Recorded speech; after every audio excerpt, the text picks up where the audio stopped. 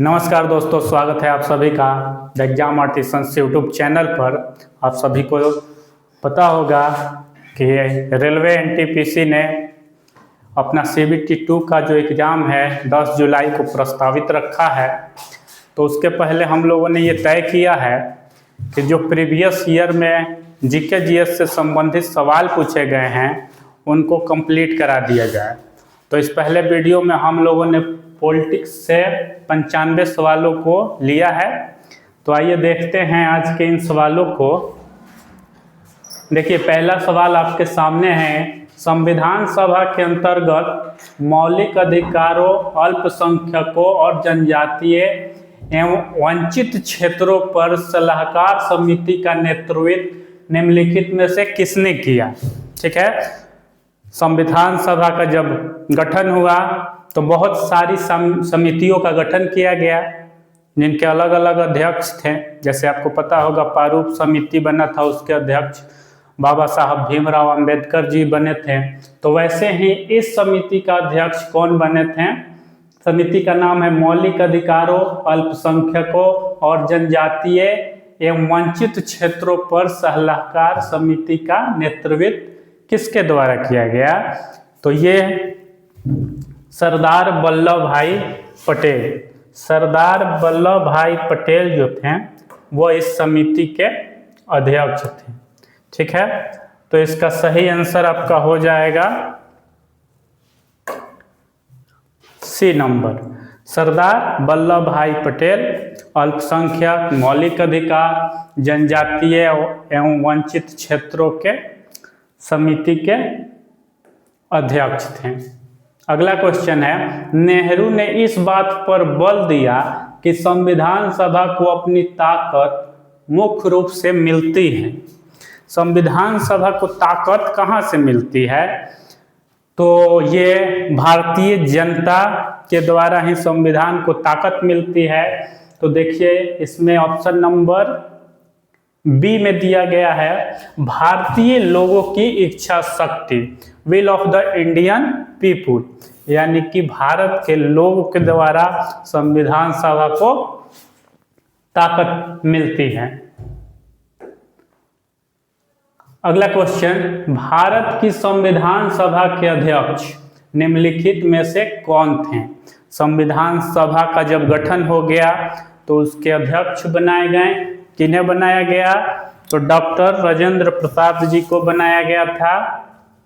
ठीक है, डॉक्टर राजेंद्र प्रसाद जो कि भारत के पहले राष्ट्रपति भी बने थे, उन्हीं को संविधान सभा का पहला अध्यक्ष बनाया गया था। 9 दिसंबर 1946 को आयोजित संविधान सभा की प्रथम बैठक के अध्यक्ष कौन थे? ठीक है, जब संविधान सभा का गठन हुआ तो पहला जब बैठका बैठा उस समय अध्यक्ष तो चुने नहीं गए थे। तो सबसे पहले जो सीनियर थे उन्हीं को अध्यक्ष के रूप में बैठाया गया।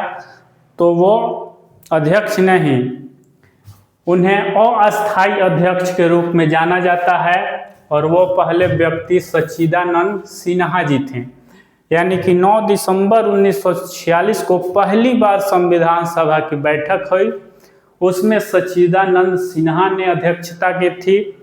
उसके 2 दिन बाद यानी कि 11 दिसंबर के दिन फिर से संविधान सभा की बैठक हुई जिसमें राजेंद्र प्रसाद जी अध्यक्ष के रूप में चुने गए और वही अध्यक्ष बने।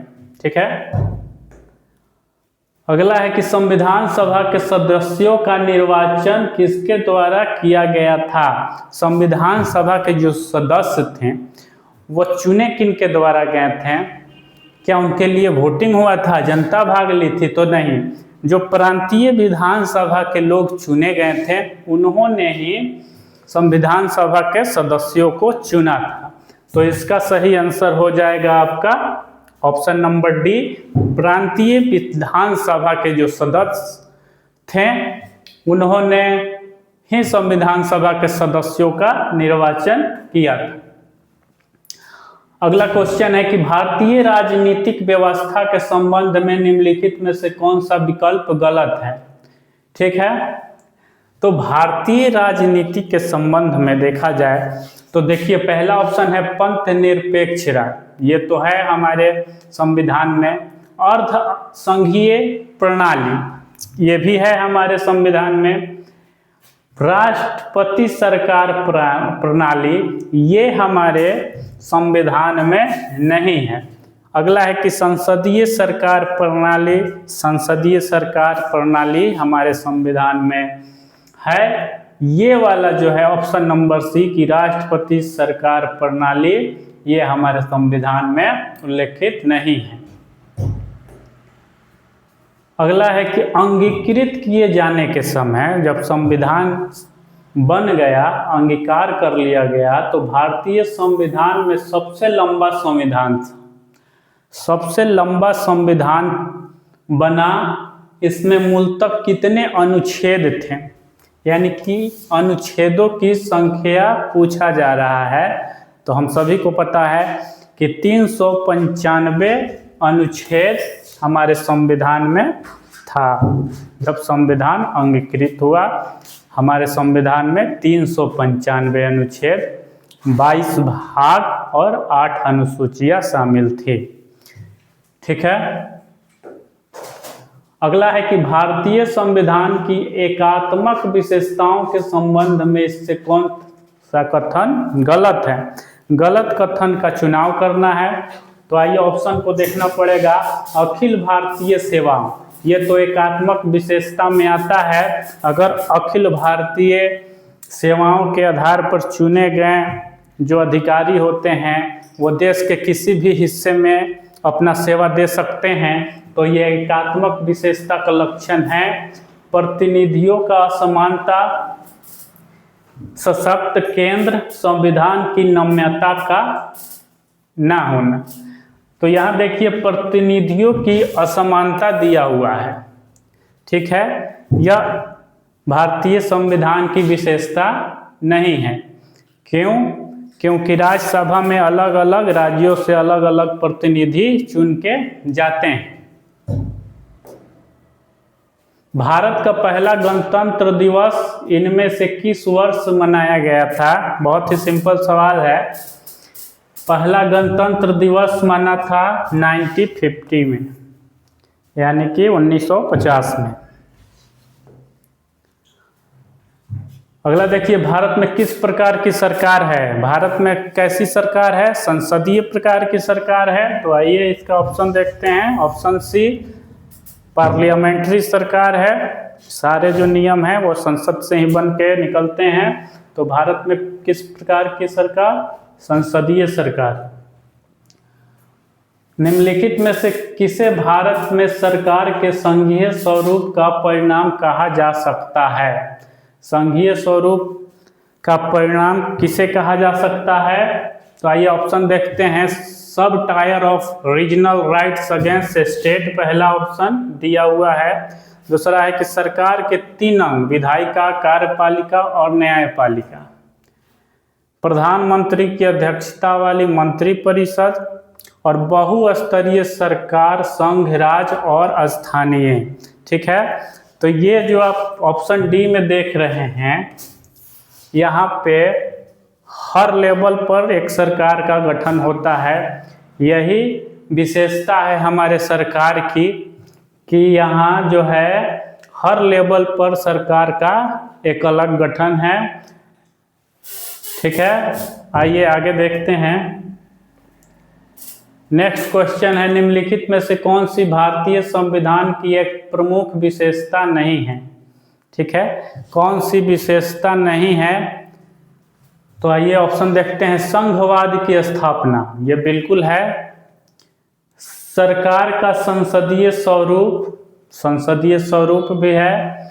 मूल अधिकार, फंडामेंटल राइट्स, ये भी है। सामंतशाही को प्रोत्साहन, ये हमारा संविधान सामंतशाही को प्रोत्साहन नहीं देता है, इसलिए इसका सही आंसर हो जाएगा ऑप्शन नंबर डी। ठीक है, आइए देखते हैं आगे। भारतीय संविधान की संघीय व्यवस्था के संबंध में इनमें से कौन सी विशेषता सही है? संघीय व्यवस्था के रूप में ऑप्शन देखते हैं, संसद के निम्न सदन में राज्यों का समान प्रतिनिधित्व। ये तो गलत है, हर राज्य से समान प्रतिनिधित्व तो जाते नहीं हैं। द्वैध शासन, संसद के उच्च सदन में सभी राज्यों का समान प्रतिनिधित्व। ठीक है, उच्च सदन किसे कहते हैं? राज्यसभा को उच्च सदन बोला जाता है। उसमें भी अलग अलग प्रतिनिधि राज्यों से जाते हैं। लोकसभा में भी अलग अलग। यहाँ निम्न सदन का मतलब है लोकसभा, उच्च सदन का मतलब है राज्यसभा, और दोनों ही सदन में प्रतिनिधियों की संख्या राज्यों से अलग अलग होती है, तो ये विशेषता हो नहीं सकती है। और दोहरी नागरिकता ऑप्शन डी में दिया है। दोहरी नागरिकता भी हमारे देश का नहीं है। हमारे देश एकल नागरिकता को मान्यता देती है। हम सभी लोग इंडियन हैं, एक ही नागरिकता है, तो इसका सही आंसर हो जाएगा बी, यानी कि द्वैध शासन। केंद्र स्तर पर और राज्य स्तर पर अलग अलग सरकारें गठित होती हैं। तो चलिए आगे देखते हैं। मसौदा समिति के अध्यक्ष कौन थे, जिसके पास संविधान का मसौदा तैयार करने का कार्य था? ड्राफ्टिंग कमेटी के बारे में सवाल है, तो इसका सही आंसर आप सभी को पता होगा। बाबा साहब भीमराव अंबेडकर प्रारूप समिति के अध्यक्ष थे। इनके साथ इस समिति में 7 लोग शामिल थे। बाबा साहब भीमराव अंबेडकर को लेकर अन्य 6 लोग भी इस समिति में शामिल थे। इनमें कौन भारतीय संविधान की मसौदा समिति के सदस्य नहीं थे? देखिए, अभी हम बता रहे थे आपको कि बाबा साहब भीमराव अंबेडकर के अलावा भी 6 लोग शामिल थे। तो अब यहाँ ऑप्शन के अनुसार हमें देखना होगा कि उन 6 लोगों में 7 लोगों में कौन नहीं थे। तो सैयद मोहम्मद सादुल्लाह ये थे, एल गोपाला स्वामी अयंगर ये भी थे, डॉक्टर के.एम. मुंशी ये भी थे, तो ए.वी. ठक्कर ये जो थे ये प्रारूप समिति के में शामिल नहीं थे। आपको 7 नाम याद रखना चाहिए, क्योंकि इस तरह के भी सवाल पूछते हैं एग्जाम्स में। तो सिर्फ एक अध्यक्ष का नाम याद रखने से नहीं होगा, जो उसमें शामिल है सबका नाम आपको याद रखना चाहिए। अगला देखते हैं, राजनीतिक व्यवस्था की कौन सी विधा अलग अलग राज्यों या अन्य व्यवस्थाओं को एक व्यापक राजनीतिक प्रणाली के भीतर इस तरह एकजुट करती हैं कि प्रत्येक को अपनी अखंडता बनाए रखने का प्रावधान देता है? इसी को संघवाद कहते हैं। ठीक है, संघवाद इसी को कहा जाता है कि हर स्टेट को भी अपना अधिकार है, सबको अपना एकता अखंडता बनाए रखने का दिया गया है अधिकार है। निम्नलिखित में से किस विशेषता के अनुसार भारत की जनता को अपने प्रतिनिधियों के निर्वाचन में प्रत्यक्ष भूमिका है? तो ये आपका मौलिक अधिकार नहीं है, सरकार का संसदीय स्वरूप। यही आपका सही आंसर हो जाएगा, शक्तियों का पृथक्करण और धर्मनिरपेक्ष। ठीक है, तो भारत का संसदीय स्वरूप जो है उसी के विशेषता है कि भारत की जनता को अपने प्रतिनिधियों का निर्वाचन प्रत्यक्ष रूप से कर सकता है। अगला है कि भारतीय संविधान की कौन सी विशेषता राज्य स्तर पर और केंद्र में सरकारों के अस्तित्व को संदर्भित करती है? तो देखिए, राज्य और केंद्र के जो शासन चलाने का अधिकार मिलता है वही संघवाद कहलाता है। ठीक है, तो यहाँ पे वही बात बोल रहा है, राज्य स्तर पर और केंद्र में सरकारों को अस्तित्व को संदर्भित करती है संविधान की कौन सी विशेषता? तो इसी को संघवाद कहते हैं। अगला है कि निम्नलिखित में से कौन सा सांकेतिक शब्द कीवर्ड देश में सरकार के एक से अधिक स्तरों के अस्तित्व को सुपरिभाषित करती है? फिर से क्वेश्चन वही है, पूछने का तरीका केवल अलग किया है। आप देख रहे हैं सरकार के एक से अधिक स्तर यानी राज्य स्तर और केंद्र स्तर के बारे में बात कर रहा है। इसका भी सही आंसर आपका हो जाएगा संघवाद। जब भी सत्ता के विकेंद्रीकरण की बात होगी तो आपको संघवाद ही आंसर, यही विशेषता है जो कि विकेंद्रीकरण के स्वभाव को दर्शाता है, संघवाद। पंडित जवाहरलाल नेहरू ने किस तिथि को संविधान सभा में उद्देश्य प्रस्ताव प्रस्तुत किया था? ठीक है, तो वो डेट था आपका 13 दिसंबर 1946, यानी कि मैंने थोड़ा देर पहले बताया था कि 11 दिसंबर 1946 को राजेंद्र प्रसाद जी को संविधान सभा का अध्यक्ष चुना गया।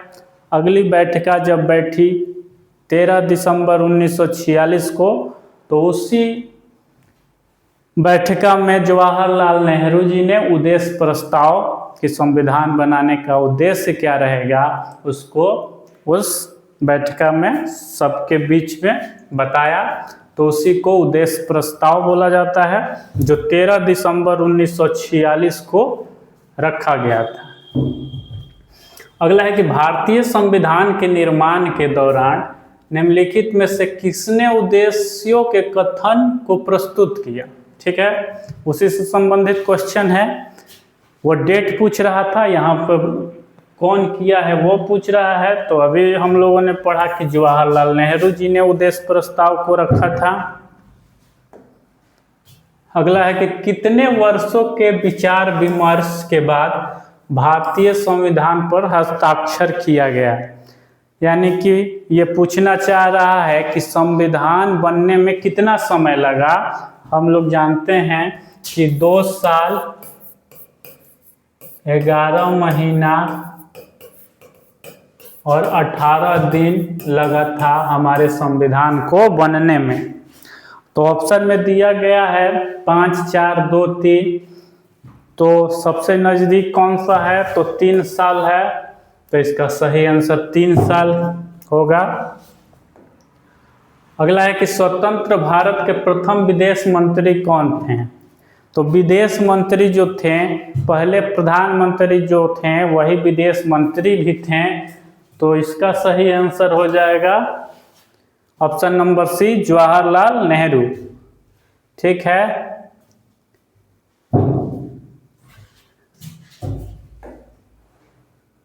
अगला है कि भारत के संविधान का मसौदा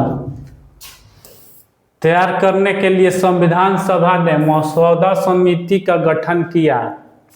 ठीक है, वही ड्राफ्टिंग कमेटी जो बनी थी उसको गठन कब किया गया? तो 29 अगस्त 1947 के दिन ड्राफ्टिंग कमेटी मसौदा तैयार, जिसके अध्यक्ष बाबा साहब भीमराव अंबेडकर जी को बनाया गया था। तो 29 अगस्त 1947 में इस मसौदा समिति का गठन किया गया था। भारत की संविधान सभा का विचार पहली बार किसने दिया था? तो संविधान बनाने के लिए एक संविधान सभा का गठन किया जाए, ये सबसे पहला विचार एम.एन. राय ने रखा था। ठीक है, एम.एन. राय ने पहली बार बताया कि संविधान के निर्माण के लिए संविधान सभा का गठन किया जाए। भारतीय संविधान को लिखने वाली संविधान सभा के उपाध्यक्ष कौन थे? अभी हम लोगों ने अध्यक्ष के बारे में पढ़ा था कि राजेंद्र प्रसाद जी अध्यक्ष थे। अभी संविधान सभा के उपाध्यक्ष के बारे में पूछ रहा है। तो उपाध्यक्ष थे जयपाल सिंह, नहीं दुर्गाबाई देशमुख भी। यहाँ एच.सी. मुखर्जी जो थे वह उपाध्यक्ष बने थे, पहले उपाध्यक्ष संविधान सभा के। अगला है कि 1947 से पहले भारत में 26 जनवरी को क्या कहा जाता था? तो 26 जनवरी 1947 के पहले स्वतंत्रता दिवस। ठीक है, 1947 से पहले 26 जनवरी के दिन संविधान लागू हुआ था। तो इसे गणतंत्र दिवस के रूप में हम लोग अब जानते हैं। लेकिन उसके पहले 1930 में स्वतंत्रता सेनानियों ने इस तारीख को स्वतंत्रता दिवस के रूप में मनाया था, तो इसका सही आंसर आपका स्वतंत्रता दिवस हो जाएगा। भारतीय संविधान के जनक के रूप में किसे जाना जाता है? तो बिल्कुल आसान सा है, डॉक्टर भीमराव अंबेडकर। भारत में सांप्रदायिक चुनावी प्रणाली कम्युनल इलेक्टोरेट सिस्टम सबसे पहले डैश द्वारा शुरू की गई थी। तो ये आप 1909 मार्ले मिंटो सुधार के तहत मुस्लिमों के लिए अलग निर्वाचन क्षेत्र का गठन किया गया था। तो ये आपका सही आंसर हो जाएगा। मार्ले मिंटो रिफॉर्म्स 1909 में ये आया था, जिसके तहत मुस्लिमों को अलग निर्वाचन क्षेत्र दिया गया था। भारत की संविधान सभा की पहली बैठक कब आयोजित की गई? तो 9 दिसंबर 1946। इसके बारे में बहुत क्वेश्चन दिया गया है, प्रीवियस ईयर में ये सारा आया हुआ क्वेश्चन है। भारतीय संविधान में केंद्र एवं राज्य दोनों में संसदीय लोकतंत्र के रूप में शासन की डैश संरचना का प्रावधान किया गया है। तो किसका किया गया है? तो ये संघीय हो जाएगा।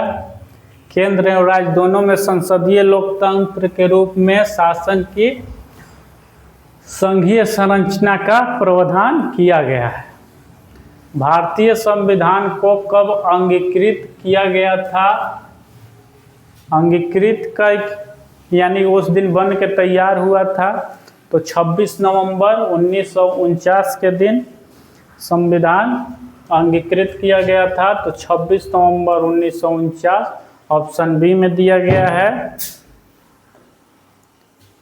अगला है डैश को संविधान सभा द्वारा भारतीय संविधान को अंगीकृत और अधिनियमित किया गया था। सेम क्वेश्चंस है, तो यह भी हो जाएगा आपका 26 नवंबर 1949। अगला देखिए, निम्न में से कौन सा भारतीय अधिनियम ब्रिटिश प्रधानमंत्री लॉर्ड नॉर्थ की अध्ययन वाली समिति की रिपोर्ट पर आधारित है? ठीक है, तो ये सबसे पहला जो संशोधन आया था 1773 में, जो रेगुलेटिंग एक्ट के नाम से हम लोग जानते हैं। कंपनी को ब्रिटिश सरकार ने अपने अधीन करने की पहली बार कोशिश की थी। तो ये आपका विनिमय अधिनियम रेगुलेटिंग एक्ट 1773, उस समय के प्रधानमंत्री लॉर्ड नॉर्थ थे, उन्हीं की अध्यक्षता में ये समिति बनी थी। अगला है कि विश्व का सबसे लंबा लिखित संविधान किस देश का है? तो ये सबसे लंबा संविधान हमारे देश भारत का है। ठीक है, भारतीय संविधान के संबंध में निम्नलिखित में कौन सा कथन सही है? चलिए देखिए ऑप्शन। यह कई संविधानों का मिश्रण है।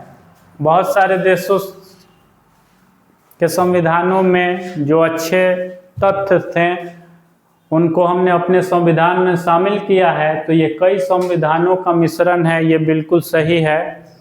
यह पूरी तरह से ब्रिटिश संविधान पर आधारित है, ये गलत है। पूरी तरह से ब्रिटिश पर आधारित कैसे हो गया? यह केवल भारत सरकार अधिनियम 1935 के आधार पर, यह भी गलत है। बहुत बड़ा हिस्सा इस अधिनियम से लिया गया है हमारे संविधान में, लेकिन पूरी तरह से कह रहा है, इसलिए ये भी गलत है। यह पूरी तरह से कनाडा के संविधान पर आधारित है, ये भी गलत है। यानी कि ऑप्शन नंबर ए ही सही है, कई देशों के संविधान से मिलकर बना है। भारत में कौन सा दिन संविधान दिवस के रूप में मनाया जाता है? तो जिस दिन संविधान अंगीकृत किया गया था उसी दिन को संविधान दिवस के रूप में मनाते हैं हम लोग। तो 26 नवंबर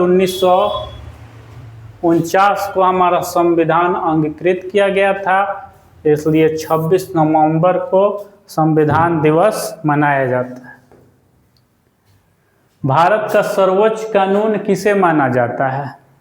सबसे बड़ा कानून संविधान जो लिखा गया है हमारा, वही सबसे बड़ा कानून है। इसी के तहत हम सारे भारतीयों को चलना होता है। अगला देखिए, 26 जनवरी गणतंत्र दिवस के रूप में मनाया जाता है और कारण दिया है कि 26 जनवरी गणतंत्र दिवस के रूप में मनाया जाता है। तो यहाँ थोड़ा मिसप्रिंट, कोई टाइपिंग में गलती हुआ है। दोनों ही जो अभी कथन और कारण दोनों एक ही दे दिया गया है, ठीक है।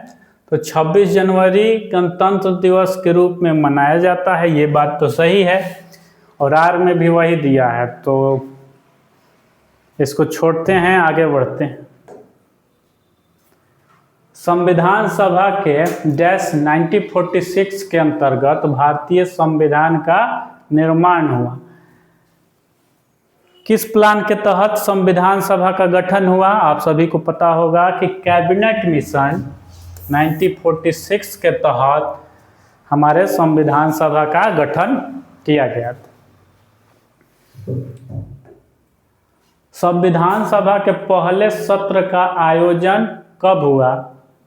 ठीक है, इसके बारे में बहुत ही सवाल पूछा गया है। 1946 पहला जो सत्र, डेट भी अगर पूछ दे तो 9 दिसंबर के दिन पहली बार संविधान सभा की बैठकी हुई थी। भारत की संविधान सभा की प्रथम बैठक की अध्यक्षता किसने की थी? प्रथम बैठक की अध्यक्षता पूछ रहा है, तो उसमें अस्थायी रूप से पहली बार सच्चिदानंद सिन्हा को अध्यक्ष बनाया गया था। तो इसका सही आंसर डी में दिया है, सच्चिदानंद सिन्हा। संविधान सभा ने किस दिन भारत के राष्ट्रीय ध्वज को अपनाया था? राष्ट्रीय ध्वज हमारा तिरंगा है, उससे संविधान सभा ने कब स्वीकृत किया था? तो वो है हमारा 22 जुलाई 1947 के दिन। 22 जुलाई का वो दिन था जब संविधान सभा ने तिरंगे को मान्यता दिया हमारे राष्ट्रीय ध्वज के रूप में। भारत का राष्ट्रीय प्रतीक भारत सरकार द्वारा कब अपनाया गया था? राष्ट्रीय प्रतीक हमारा अशोक स्तंभ है, जो कि अपनाया गया था 26 जनवरी 1950 के दिन। 26 जनवरी 1950 का वो दिन था जिस दिन संविधान लागू हुआ था। उसी दिन राष्ट्रीय प्रतीक को मान्यता दी गई थी। भारत एक गणतंत्र है। गणतंत्र का मतलब क्या है? गणतंत्र का मतलब होता है कि वहाँ पे जो राष्ट्र का प्रमुख होता है उसका निर्वाचन किया जाता है, वंशानुगत राजा नहीं बन सकता। तो यहाँ पे आपका ऑप्शन कहाँ दिया है? शासक राजा या रानी होती है, गलत है। शासक राजा या रानी का सीधा वंशज होता है, बिल्कुल गलत। राज्य का प्रमुख उसके लोगों के द्वारा परोक्ष रूप से चुना जाता है, वह दिन जब, गलत।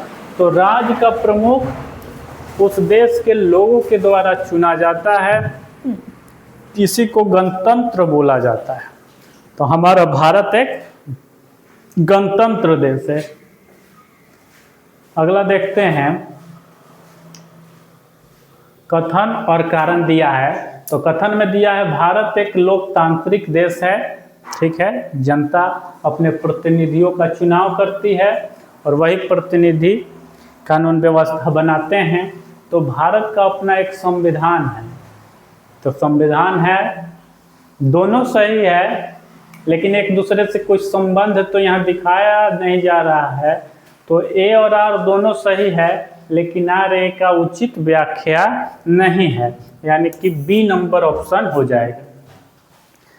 भारत का अपना एक संविधान है और भारत में एक लोकतांत्रिक देश।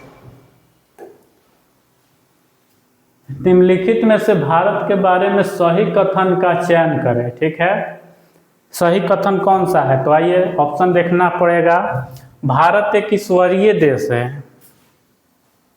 ठीक है, भारत एक ईश्वरीय देश, भारत एक धर्मनिरपेक्ष देश है। बिल्कुल, भारत सभी धर्मों को एक समान रूप से देखता है, इसलिए भारत क्या है? एक धर्मनिरपेक्ष देश। न्यायिक समीक्षा के सिद्धांत की उत्पत्ति किस देश से मानी जाती है? न्यायिक समीक्षा का मतलब होता है कि जब संसद किसी कानून को पास करती है तो वह कानून न्यायपालिका के समक्ष जाती है कि वह जो कानून बना है न्याय संगत है या नहीं है।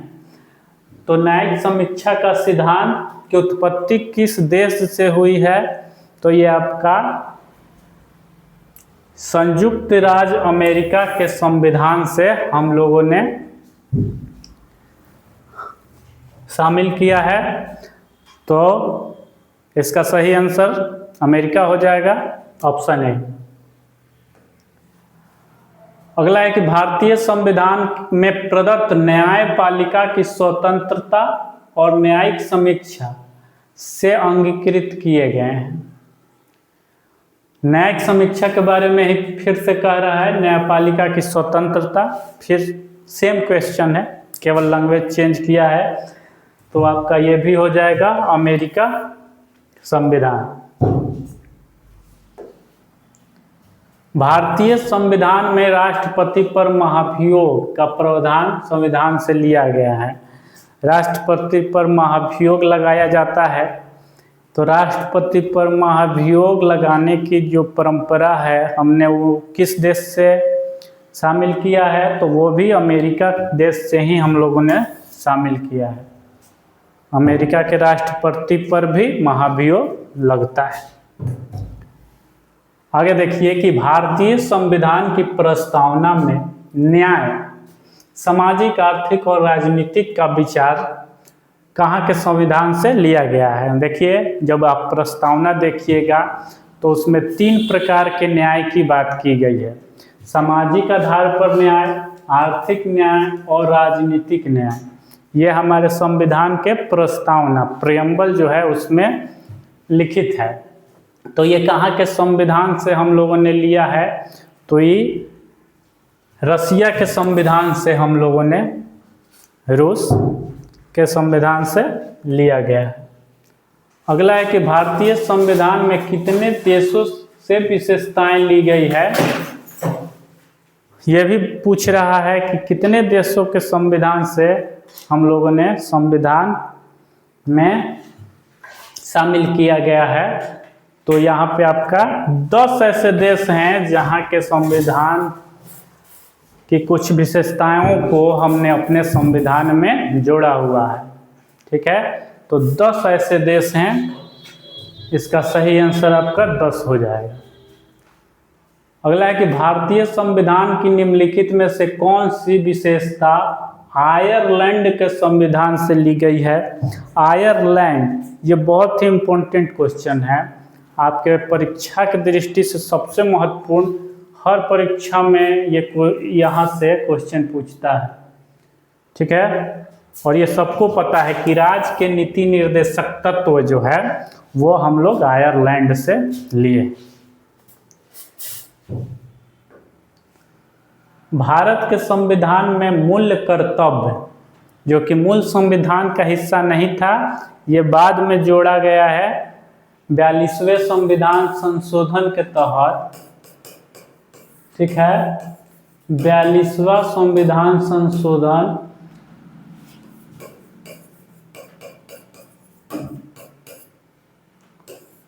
1976 में मौलिक कर्तव्य को जोड़ा गया था। तो ये किस देश के संविधान से लिया गया है? तो ये भी आपका यूएसएसआर यानी कि रूस से लिया गया।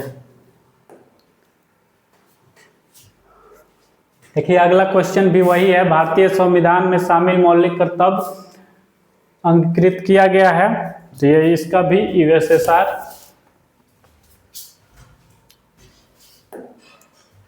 भारत के संविधान में अर्धसंघीय यानी संघवाद की जो विचारधारा है वह विशेषता किस देश के संविधान से ली गई है? तो ये आपका लिया गया है कनाडा से। कनाडा देश से हम लोगों ने संघवाद की विचारधारा को अपने संविधान में शामिल किया है। इसका सही आंसर आपका ऑप्शन सी में दिया है, कनाडा। अगला है कि भारत के संविधान की इनमें से कौन सी विशेषता यूनाइटेड किंगडम से संबंधित है? यानी कि ब्रिटेन का बहुत ही प्रभाव है हमारे देश पर, क्योंकि उसी देश ने हमें अपना औपनिवेशिक बनाया था। तो यहाँ देखते हैं समवर्ती सूची, नहीं, समवर्ती सूची आपका ऑस्ट्रेलिया से लिया गया है। ठीक है। राज्य के नीति निर्देशक तत्व अभी हम लोगों ने पढ़ा कि ये आयरलैंड से लिया गया है। मौलिक कर्तव्य ये आपका हम लोगों ने इसके ठीक पहला वाला क्वेश्चन था। मौलिक कर्तव्य यूएसएसआर रूस से लिया गया है।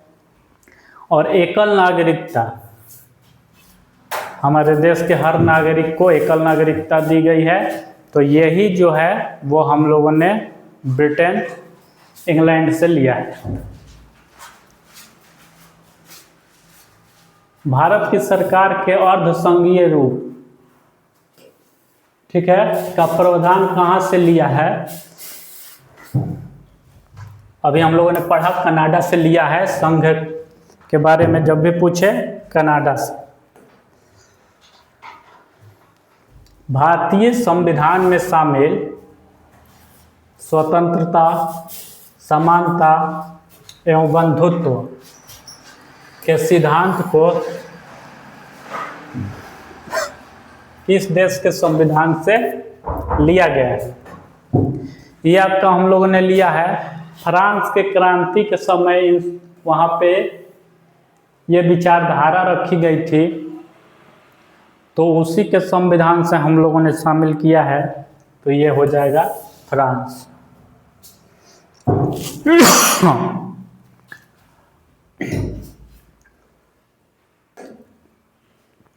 अगला है कि भारत के संविधान में भाईचारे की भावना, ठीक है। इसके पहले वाला जो क्वेश्चन था बंधुत्व के बारे में, समानता, स्वतंत्रता और बंधुत्व, तो बंधुत्व का ही अर्थ होता है भाईचारा।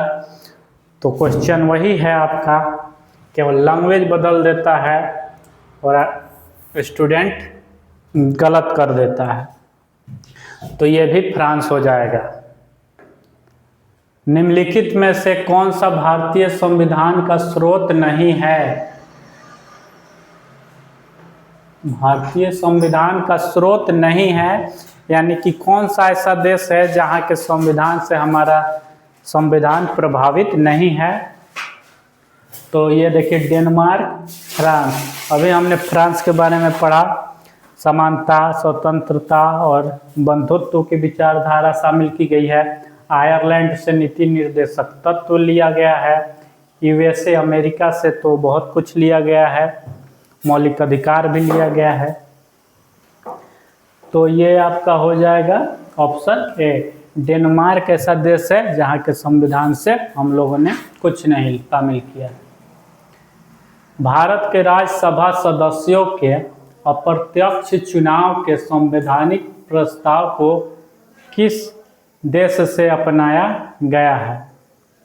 राज्यसभा के सदस्य हमारे देश में चुने जाते हैं, वैसे ही राज्यसभा के सदस्य चुने जाते हैं किस देश में? तो ये आपका हो जाएगा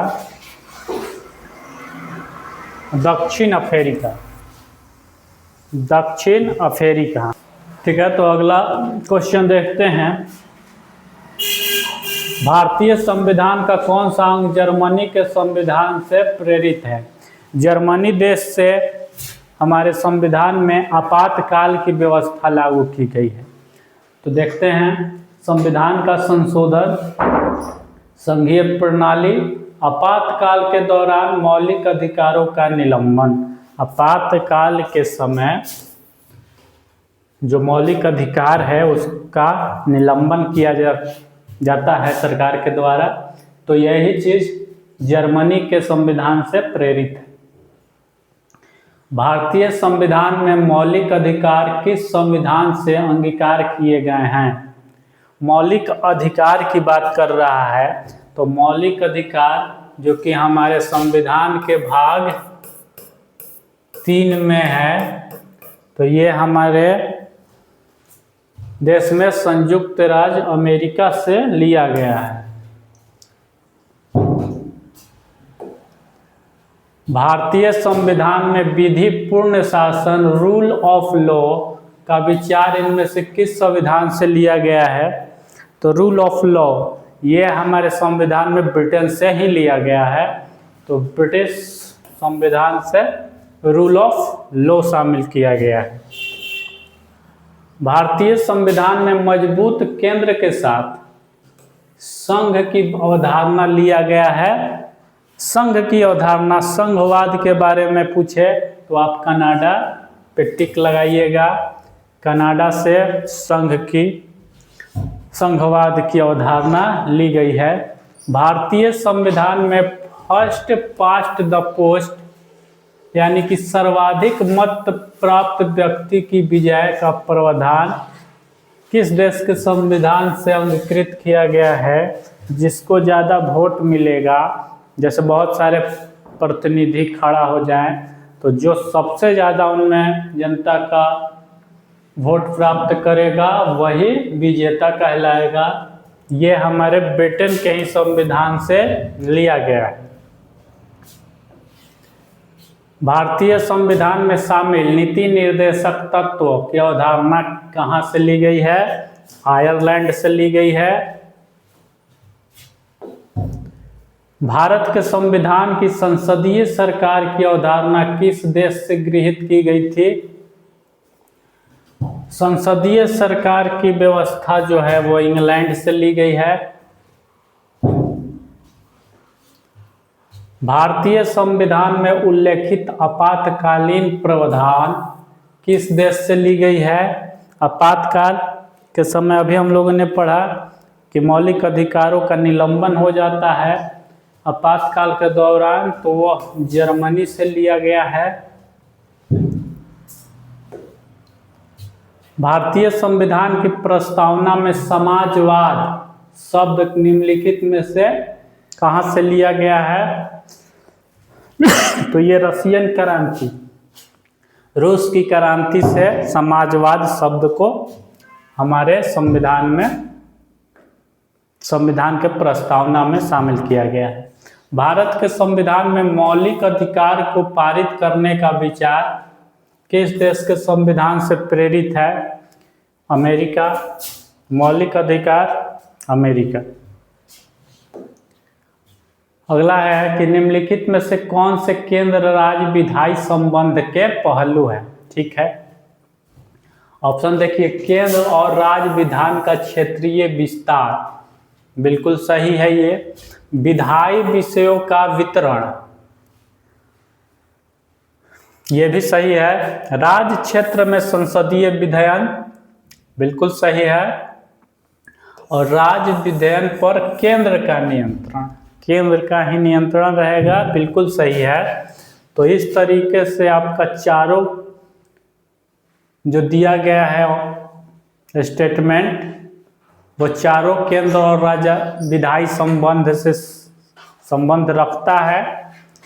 तो ये आपका ऑप्शन बी में दिया गया है 1 2 3 4 सभी। भारतीय संविधान के निम्नलिखित में से किस अनुच्छेद में नए राज्यों की अभिस्वीकृति और नियमन का उल्लेख किया जाता है? ठीक है,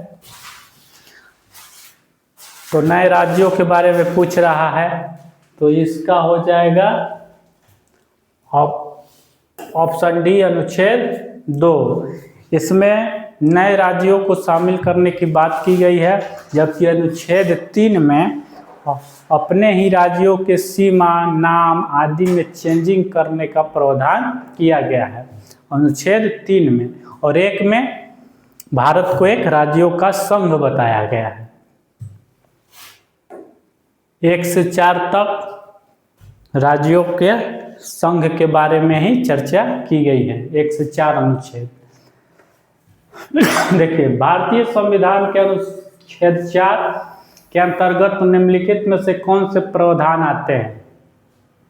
अनुच्छेद 4 में वित्तीय शक्तियां नहीं, मौलिक अधिकार नहीं, आपातकाल की बात नहीं, राज्यों के पुनर्गठन के लिए कानून, बिल्कुल राज्यों के लिए कानून ऑप्शन अनुच्छेद 4 में इसका बताया गया है।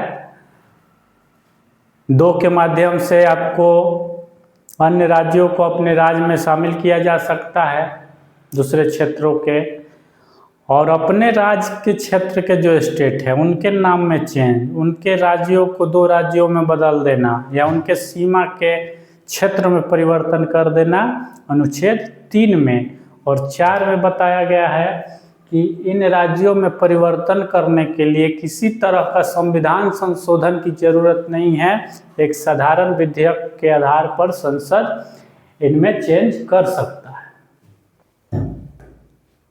महाराष्ट्र और गुजरात राज्यों का गठन कब हुआ था? ये आपको पता है कि पहले बम्बई स्टेट होता था, उसी को 2 अलग अलग राज्यों में बांटा गया था, गुजरात और महाराष्ट्र। 1960 भारत के किसी भी राज्य की सीमाओं को बदलने के लिए कौन अधिकृत है? अनुच्छेद 3 में तो इसका चर्चा है कि राज्यों की सीमाओं में, राज्यों के नाम में चेंज किया जा सकता है, लेकिन इसका अधिकार किसके पास है? तो ये हमारे देश का संसद करता है। संसद के पास ये अधिकार है कि राज्यों के नाम में चेंज कर सके, क्षेत्र में परिवर्तन कर सके। निम्नलिखित में से कौन सा 2014 में भारत का 29वां राज्य बना था? ये सबसे बाद का राज्य है जो तेलंगाना बना था।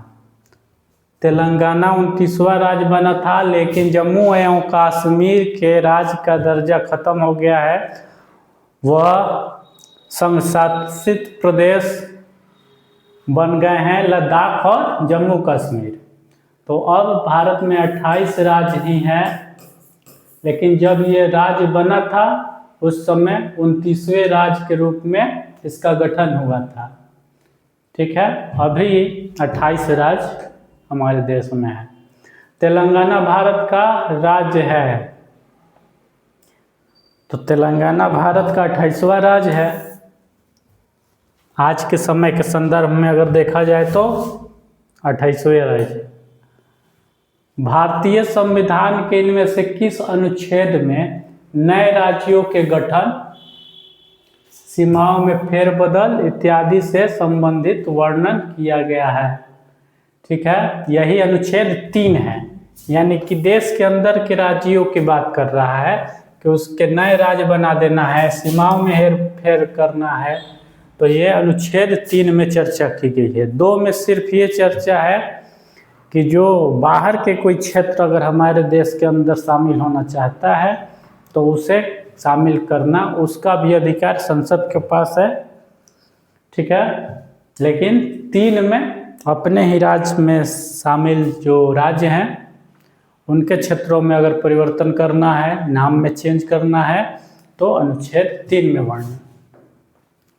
निम्नलिखित में से किस राज्य को भारतीय संविधान के भाग 21, जिसके अनुच्छेद 371 शामिल है, जिनमें कुछ राज्यों को अस्थायी, परिवर्ती और विशिष्ट स्थिति प्रदान करने संबंधी प्रावधान किए गए हैं, विशेष दर्जा प्रदान नहीं किया गया है, तो ये आपका हो जाएगा हिमाचल प्रदेश।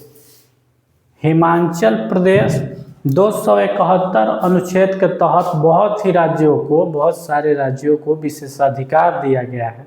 जिन भी राज्यों का विशेषाधिकार दिया गया है वो 371, 371A, 371B ऐसे करके राज्यों को मेंशन किया गया है। ठीक है, तो उसमें से हिमाचल प्रदेश शामिल नहीं है। महाराष्ट्र, आंध्र प्रदेश, कर्नाटक इन सबको विशेष दर्जा दिया गया है। भारतीय संविधान के निम्नलिखित में से किस अनुच्छेद में लिखा है कि भारत अर्थात इंडिया राज्यों का संघ होगा? यह अनुच्छेद 1 में लिखा गया है। भारत अर्थात इंडिया एक राज्यों का संघ होगा, अनुच्छेद 1।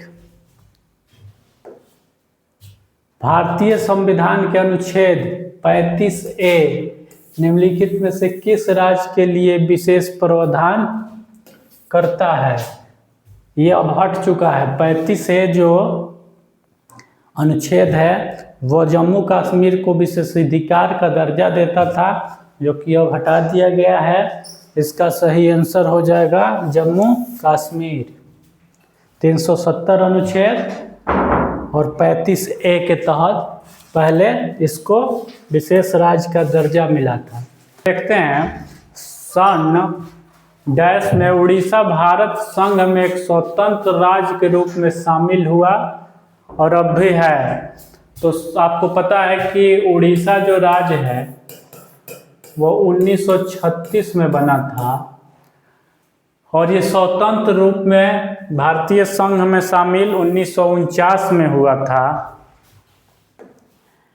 भारतीय संविधान के अनुच्छेद 371A में निम्नलिखित में से किस राज्य के लिए विशेष प्रावधानों का उल्लेख किया गया है? तो 371A में आपका नागालैंड राज्य को 371A के तहत विशेष राज्य का दर्जा दिया गया। डैश 1949 में भारत का हिस्सा बना था। यह आपका त्रिपुरा बना था। त्रिपुरा 1949 में भारत का हिस्सा बना था। भारतीय संविधान के निम्नलिखित में से कौन सा भाग केंद्र शासित प्रदेशों से संबंधित है?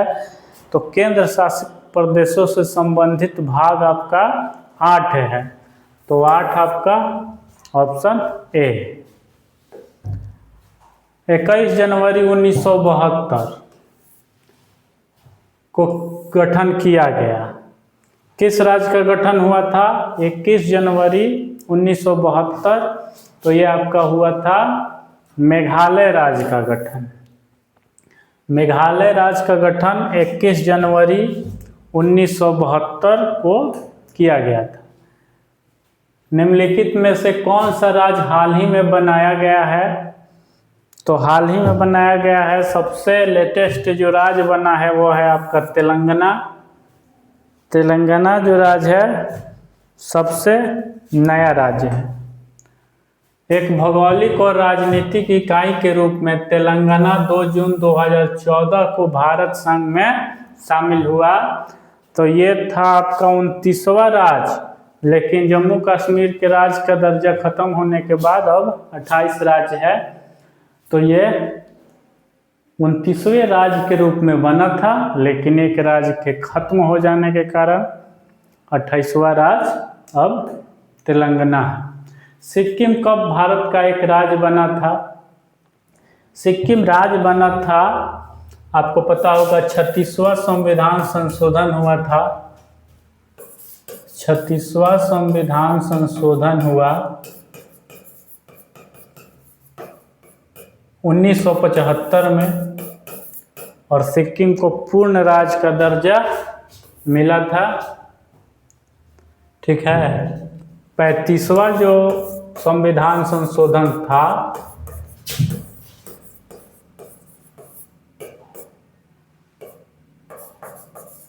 25वां जो था वो हुआ था 1974 में और उसके माध्यम से सिक्किम राज्य को भारत में सह राज्य का दर्जा दिया गया था, लेकिन पूर्ण राज्य का दर्जा 1975 में मिला था। अगला है, किस वर्ष गोवा को महाराष्ट्र के साथ विलय करने का विकल्प दिया गया था? ठीक है, ये 1967 में दिया गया था। महाराष्ट्र में गोवा को शामिल करने का एक प्रस्ताव दिया गया था कि इसमें विलय किया जाए, लेकिन हो नहीं पाया। तो 1967 में ये विलय का विकल्प दिया गया था। ठीक है, तो इस तरह से ये आपका आज का 95 क्वेश्चंस कंप्लीट हुआ। एग्ज़ाम के पहले हम लोग पूरी कोशिश करेंगे कि आपके पूरे प्रीवियस ईयर क्वेश्चंस को, जो कि एनटीपीसी सीबीटी 2 के लिए बहुत ही इम्पोर्टेंट रोल अदा करेगा, उसको हम लोग कंप्लीट कर दें। तो चलिए आगे के वीडियो में ऐसे ही आप लोग हमारे साथ बने रहिए और आगे के वीडियो में हम लोग अगले सवालों को सॉल्व करेंगे। तब तक के लिए नमस्कार, जय हिंद।